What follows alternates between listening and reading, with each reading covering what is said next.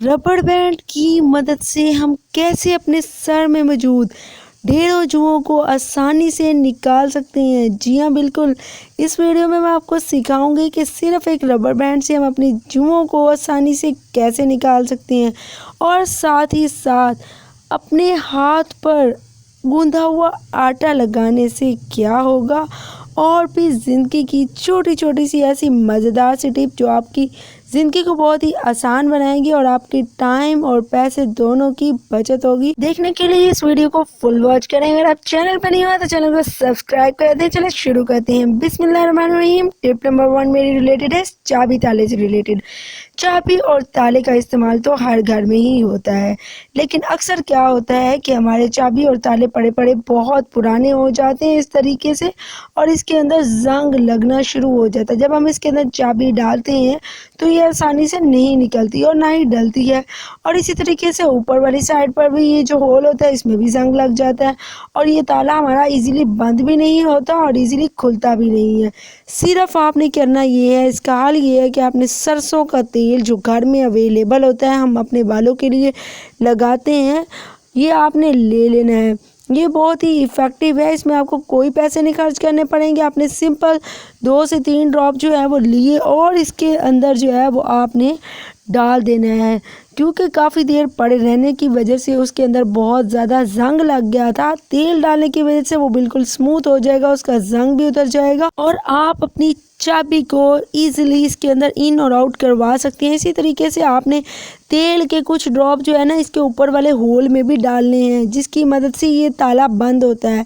या मैं 2 से 3 ड्रॉप जो है वो डाल रही हूँ, आपने भी डालने। इसी तरीके से घरों में मौजूद अगर आपकी लॉक्स ख़राब हो जाते हैं तो वहाँ पर भी आप सरसों का तेल इस्तेमाल करके अपने लॉक्स को भी घर में खुद ठीक कर सकते हैं। यहाँ पर देखें कि कैसे मैं इजीली अपनी चाबी को इन और आउट करवा रही हूँ सिर्फ तेल की मदद से, और इसी तरीके से हम अपने ताले को बंद भी कर सकते हैं। अगर आपके पास तेल अवेलेबल ना हो इन केस, तो आप वैसलीन का भी यूज़ कर सकते हैं। होप सो ये आपको टिप बहुत अच्छी लगी होगी। चलते हैं अपनी टिप नंबर 2 की तरफ।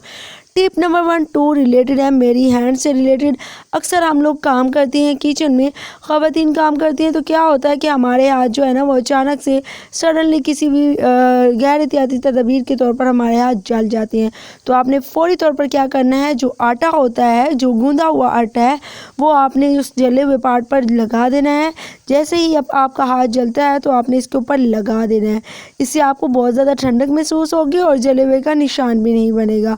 साथ ही साथ अगर आपको कोई फोड़ा फिंसी वगैरह भी है तो उसके ऊपर भी आप आटा लगा सकते हैं जिसके ऊपर आपको बहुत पेन हो रही हो। इसी से रिलेटेड मेरी ये टिप भी है कि अगर आपका हाथ जल जाता है या जले हुए आपकी बॉडी पर निशानात हैं, कोई गर्म ऑयल लगता है, तो फ़ौरी तौर पर अगर आपके पास गूंदा हुआ आटा अवेलेबल नहीं है तो आप उसके ऊपर टूथपेस्ट भी लगा सकती हैं। इससे भी आपके निशानात जो हैं वो नहीं बनेंगे और आपका फ़ौरन से जो जलन होगी वो बिल्कुल आराम आ जाएगी।